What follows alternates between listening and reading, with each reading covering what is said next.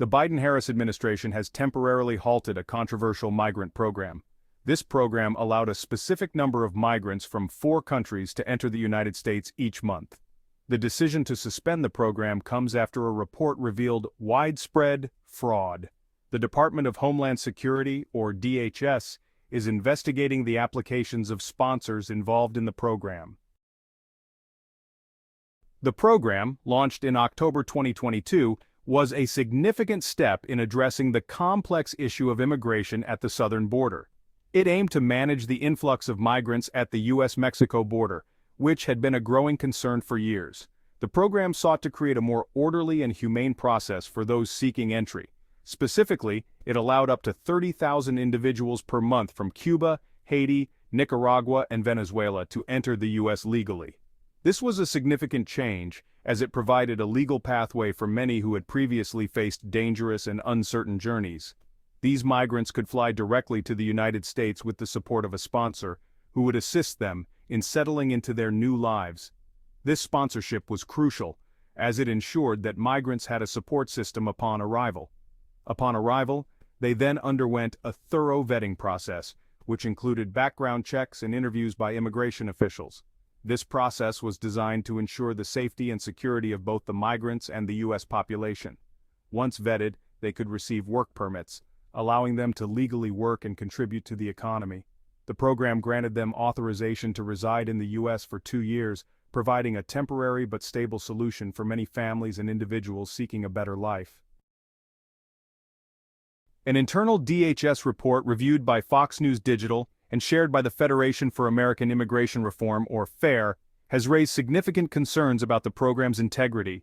This report, which delves deep into the operational aspects of the immigration system, highlights numerous discrepancies and irregularities that could undermine the entire process. The report revealed alarming patterns of fraud, particularly in sponsor applications.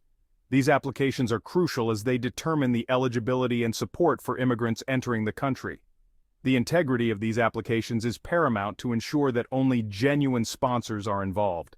For example, the same social security numbers, addresses, and phone numbers were used repeatedly. This repetition is not just a clerical error but a deliberate attempt to manipulate the system. Such patterns are indicative of systemic fraud, where the same identifiers are recycled to create multiple fraudulent applications. In some cases, these identifiers were used hundreds of times, raising serious questions about the legitimacy of the sponsors. The sheer volume of these repeated identifiers suggests a well-organized effort to exploit the system. This not only compromises the integrity of the immigration process, but also poses a significant security risk. The report also found that 24 of the 1,000 most frequently used phone numbers belonged to deceased individuals. This discovery is particularly troubling, as it points to the use of stolen identities. The use of deceased individuals' information is a common tactic in identity theft. Identity theft not only affects the individuals whose information is stolen, but also undermines the trust in the system. It creates a ripple effect, where the validity of all applications comes into question, making it harder to identify genuine cases. Additionally, addresses, including storage units, were used multiple times, indicating possible fabrication of sponsor information. The use of storage units as addresses is a clear red flag, as these are not legitimate residential addresses. This tactic is often used to create a facade of legitimacy, but it ultimately reveals the fraudulent nature of the applications. The report calls for immediate action to address these issues and to implement stricter verification processes to prevent such fraud in the future. Despite the concerning findings, DHS maintains that beneficiaries undergo a thorough vetting process. A DHS spokesperson emphasized the commitment to program integrity and assured the public that DHS is taking steps to address the identified issues. Critics of the program argue that the fraud revelations highlight serious vulnerabilities in the system. The Biden-Harris administration has a responsibility to protect public safety and ensure the integrity of our immigration system. Ira Mailman, a spokesperson for FAIR, expressed concerns, stating, "This is an indication that the administration was willing to cut every corner and endanger public safety in order to bring in as many illegal aliens as they could." DHS Secretary Alejandro Mayorkas has defended the program, highlighting its role in providing a safe and legal pathway for migrants. This program, along with our other border enforcement measures, has contributed to a significant decrease in irregular migration. He further emphasized that the program serves as a model for other countries grappling with migration challenges. The suspension of the program has created uncertainty for millions of individuals hoping to come to the United States. As of October 2023, there was already a backlog of approximately 1.6 million applicants awaiting approval. The pause will likely exacerbate the situation, leaving many in limbo. The program has also faced significant legal challenges, with several Republican-led states filing lawsuits against it.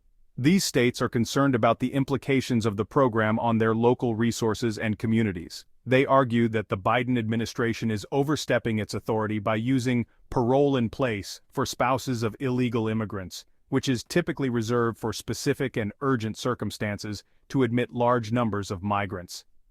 This has raised questions about the balance of power between federal and state governments. The outcome of these legal battles will significantly impact the program's future. If the courts rule against the administration, it could lead to a major overhaul or even the termination of the program. Conversely, a ruling in favor of the administration could solidify its approach to immigration. The Biden-Harris administration's response to the fraud allegations and the ongoing legal challenges will shape the future of United States immigration policy. This includes how the government addresses concerns about the integrity of the program and ensures that it operates within the bounds of the law. The administration's ability to navigate these legal hurdles will be crucial in determining the program's longevity and effectiveness in addressing immigration issues.